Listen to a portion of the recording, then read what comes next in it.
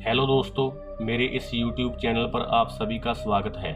आज हम इस वीडियो में जिस मूवी को एक्सप्लेन करने वाले हैं उसका नाम है वैनम, जो कि साल 2018 में रिलीज हुई थी और ये साल 2021 में रिलीज हुई movie Venom let there be carnage का पहला पार्ट है। तो चलिए बिना देरी किए मूवी को शुरू करते हैं। मूवी के शुरू में एक स्पेस शटल धरती पर पहुंचने से पहले ही मलेशिया में क्रैश हो जाता है। दरअसल लाइफ फाउंडेशन नाम के साइंटिस्ट का ग्रुप दूसरी दुनिया में जीवन की खोज में है, इसलिए उन्होंने अंतरिक्ष में अपने स्पेसशिप को भेजा था और तभी उन्हें पता चलता है कि ब्रह्मांड में एक ऐसा उल्का पिंड है जिस पर जीवन के संकेत हैं और अब वो उस स्पेसशिप से 4 सैंपल धरती पर लेकर आ रहे थे। इन सैंपल को सिम्बियोट कहा जाता है, लेकिन धरती पर लैंड करने से पहले ही स्पेसशिप क्रैश हो जाता है और दूसरी दुनिया का एक सिम्बियोट एक आदमी की बॉडी में एंटर कर जाता है। दरअसल इन सिम्बियोट को जिंदा रहने के लिए एक बॉडी की जरूरत होती है। अब जिस इंसान की बॉडी के अंदर ये सिम्बियोट है उसकी हालत बहुत ज़्यादा खराब हो जाती है, इसलिए उसे एम्बुलेंस के जरिए इस जगह से ले जाया जा रहा है। उस एम्बुलेंस में एक लड़की भी है और आगे जाकर उस एम्बुलेंस का एक्सीडेंट हो जाता है और वो पलट जाती है। तभी उसके अंदर से वो लड़की निकलती है और अब वो सिम्बियोट उस लड़की की बॉडी के अंदर एंटर कर चुका है। इस सिम्बियोट का नाम राइट है। दरअसल पहले जिस इंसान के अंदर सिम्बियोट था वो उसकी बॉडी में एडजस्ट नहीं हो पाया, इसलिए उसने उस इंसान को मार दिया है और उसकी बॉडी को छोड़कर इस लड़की की बॉडी पर अपना कब्जा कर लिया है। और अब वो सिम्बियोट यानी वो लड़की लाइफ फाउंडेशन की ओर चलना शुरू कर देती है, जो कि कैलिफोर्निया में है। आगे के सीन में एडी नाम के एक लड़के को दिखाया जाता है जो कि एक न्यूज रिपोर्टर है और उसकी कंपनी उसके काम से बहुत खुश होती है। एडी की एक मंगेतर भी है और वो भी उसी कंपनी के लिए काम करती है जिसने अपना स्पेसशिप अंतरिक्ष में भेजा था। अगले दिन एडी अपने ऑफिस जाता है। एडी का बॉस एडी को बुलाकर कहता है कि कल तुम्हें लाइफ फाउंडेशन कंपनी के ओनर का इंटरव्यू लेना है और साथ ही उससे कहता है कि तुम उससे कोई भी गलत सवाल नहीं पूछोगे क्योंकि वो बहुत ही खतरनाक इंसान है।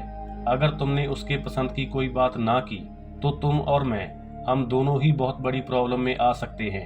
अब एडी अपने घर वापस आ चुका है और वो देखता है कि उसकी गर्लफ्रेंड के लैपटॉप पर एक कॉन्फिडेंशियल मेल आया है जो उसी कंपनी के किसी एम्प्लॉय ने उसे भेजा था, जिसमें लिखा है कि लाइफ फाउंडेशन कंपनी ठीक नहीं है और वो धरती पर जिन सिम्बियोट को लेकर आए हैं वो उनके एक्सपेरिमेंट्स इंसानों पर करने वाले हैं, जिससे काफी इंसान मारे जा सकते हैं और अब उन्हें ऐसा करने से रोकना होगा।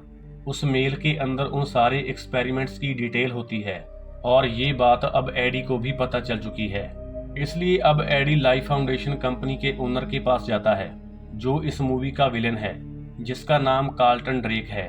एडी उसकी इंटरव्यू में जाकर वो सवाल भी पूछने लगता है जो सवाल एडी के बॉस ने उसे पूछने के लिए मना किया था। एडी उससे कहता है कि तुम लोगों को अपनी कंपनी में गलत तरीके से भर्ती करते हो और इसके बाद वो लोग कहाँ चले जाते हैं, उनका क्या होता है, इसके बारे में किसी को कुछ पता नहीं चलता। ये सवाल सुनते ही ड्रेक इंटरव्यू खत्म कर देता है। अब एडी का बॉस एडी से गुस्सा हो जाता है और उससे कहता है कि जब मैंने तुम्हें मना किया था तो तुमने वही सवाल क्यों पूछे। वो हमारी कंपनी को खरीद कर बंद कर सकता है। इसके बाद एडी को जॉब से निकाल दिया जाता है। एडी के साथ ही उसकी गर्लफ्रेंड जो कि उसकी मंगेतर भी है उसे भी जॉब से निकाल दिया जाता है, इसलिए अब वो भी एडी से बहुत ज्यादा नाराज हो जाती है और उससे ब्रेकअप कर लेती है। वहीं दूसरी ओर एम्बुलेंस वाली लड़की को दिखाया जाता है जिसकी बॉडी के अंदर सिम्बियोट है और वो लड़की शहर में आकर लोगों को मार रही है और इसी सीन में वो सिम्बियोट दूसरी महिला की बॉडी में दाखिल हो जाता है। आगे के सीन में लाइफ फाउंडेशन में एक सिम्बियोट को एक खरगोश की बॉडी में डाल दिया जाता है और वो सिम्बियोट उस खरगोश की बॉडी को एक्सेप्ट कर लेता है। ये देखकर ड्रेक अपनी साइंटिस्ट को इंसानों के ऊपर एक्सपेरिमेंट्स करने का ऑर्डर देता है, इसलिए वो एक आदमी को कांच के बने एक बड़े से बॉक्स के अंदर बंद करके उस सिम्बियोट को खुला छोड़ देता है और वो सिम्बियोट उस आदमी के शरीर में दाखिल हो जाता है। कुछ देर तक तो वो सिम्बियोट उसकी बॉडी के अंदर रहता है, लेकिन जब वो उस इंसान की बॉडी में एडजस्ट नहीं हो पाता तो वो उस इंसान को मार देता है। यहीं पर डोरा नाम की एक साइंटिस्ट है जिसको ये सब ठीक नहीं लगता क्योंकि इससे मासूम लोगों की जान जा रही है। डोरा एडी के पास जाती है और लाइफ फाउंडेशन की पूरी सच्चाई उसे बताती है।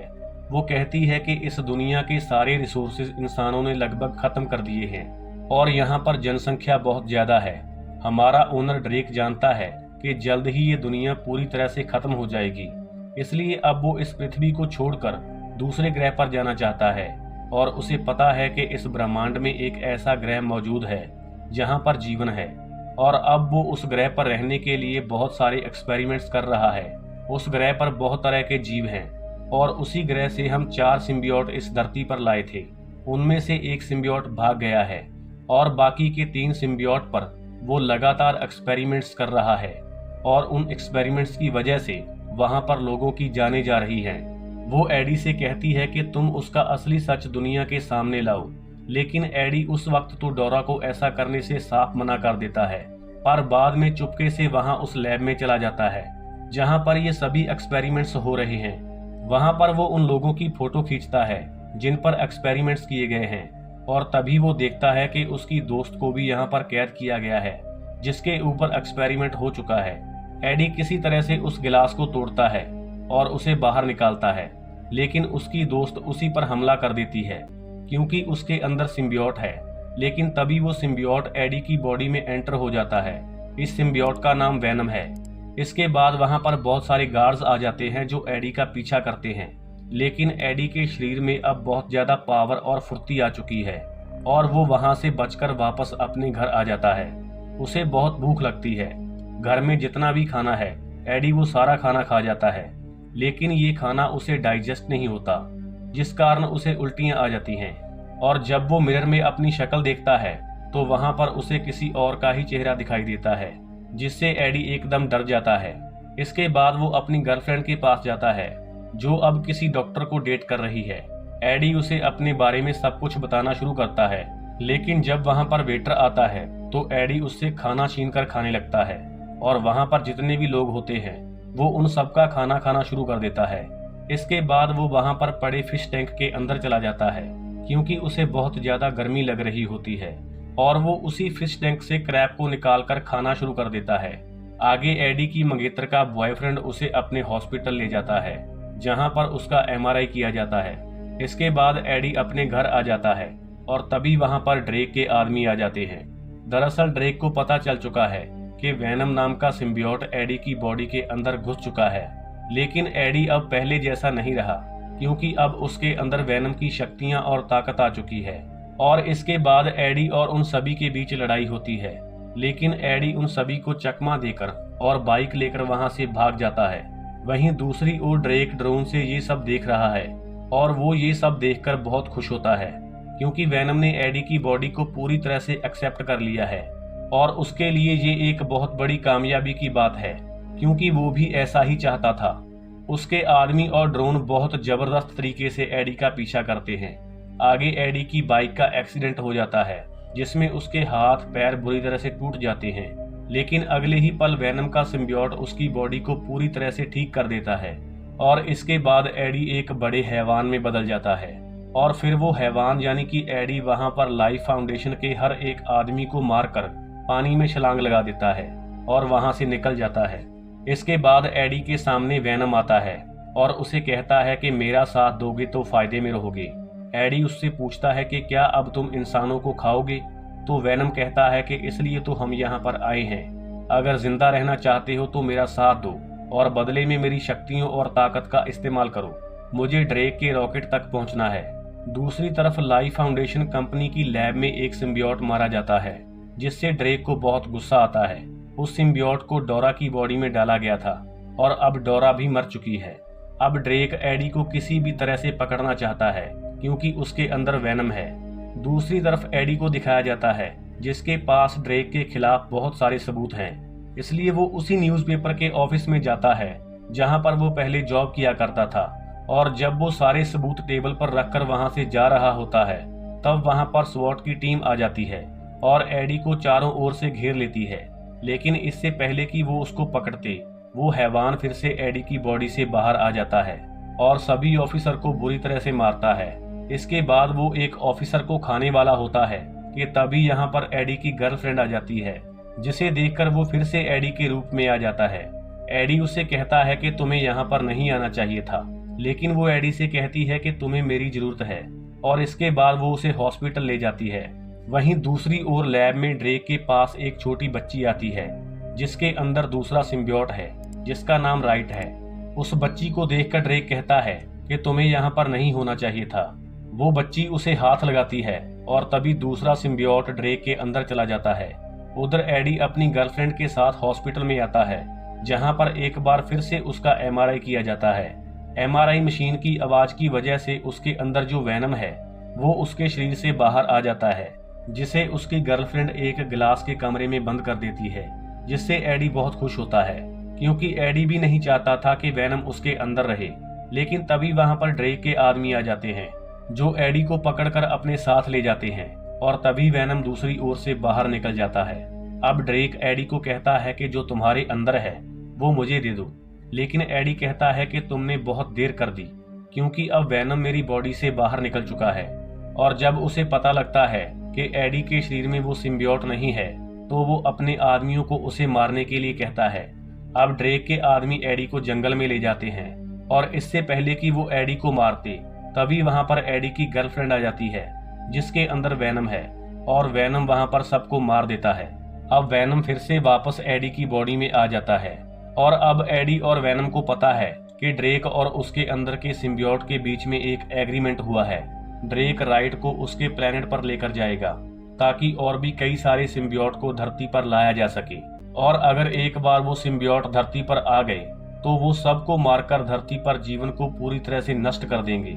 इसलिए एडी और वैनम उनको किसी भी कीमत पर रोकने का फैसला करते हैं। इसके बाद ड्रेक अपनी स्पेसशिप को लॉन्च करने का ऑर्डर देता है। तभी वहां पर एक वैज्ञानिक को उस पर शक हो जाता है, लेकिन इससे पहले कि वो वैज्ञानिक स्पेसशिप को लॉन्च होने से रोक पाता, ड्रेक हैवान बनकर उसे मार देता है। और अब वो पूरी तरह से राइट के रूप में आ चुका है और वो वहां पर मौजूद सभी साइंटिस्ट को एक झटके में ही मार देता है। इसके बाद वो स्पेसशिप की ओर भागता है। तभी एडी वैनम के रूप में उसके सामने आ जाता है।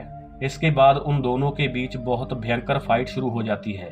तभी यहाँ एडी की गर्लफ्रेंड आ जाती है और वहां लगे स्पीकर्स को हाई वॉल्यूम पर कर देती है, जिस वजह से दोनों की बॉडी से दोनों सिम्बियोट यानी कि राइट और वैनम बाहर आ जाते हैं।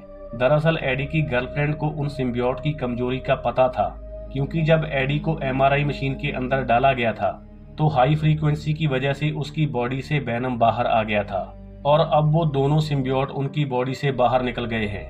लेकिन अगले ही पल ड्रेक फिर से राइट को अपनी बॉडी के अंदर डाल लेता है।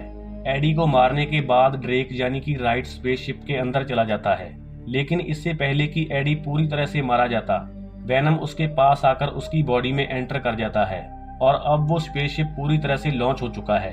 लेकिन इससे पहले कि वो वैनम और एडी की पहुंच से दूर जाता, वैनम स्पेसशिप के पेट्रोल टैंक को पूरी तरह से चीर देता है, जिससे बहुत बड़ा ब्लास्ट होता है और इस ब्लास्ट में ड्रेक और वो सिम्बियोट दोनों मारे जाते हैं। और जब एडी नीचे गिर रहा होता है तो आग की वजह से वैनम भी बुरी तरह से जल जाता है।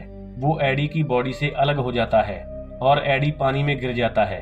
अगले सीन में एडी को उसकी गर्लफ्रेंड उससे मिलने आती है और वो एडी से कहती है कि मैं तुमसे प्यार करती हूँ, लेकिन फिर भी मैं अपने बॉयफ्रेंड को नहीं छोड़ सकती। तभी एडी उससे कहता है कि हम तुम्हें फिर से हासिल कर लेंगे।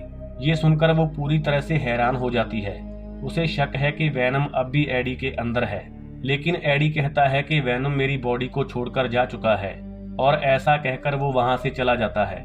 लेकिन रास्ते में वो वैनम से बातें करता है जो अब भी उसके अंदर होता है। एडी उससे कहता है कि तुम किसी भी शरीफ इंसान को नहीं खाओगे, तुम सिर्फ उन्हीं को खा सकते हो जो क्रिमिनल हैं। और इस बात पर उन दोनों में एग्रीमेंट हो जाता है कि शहर में जितने भी क्रिमिनल हैं अब वो मिलकर उनको खत्म करेंगे।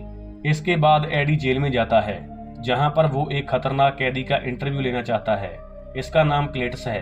क्लेट्स एडी से पूछता है कि क्या तुम हमेशा की तरह पुरानी कहानियों पर ही काम करना चाहोगे या एक खूनी दरिंदे की नई कहानी सुनना चाहोगे जिसका नाम कार्नेज है।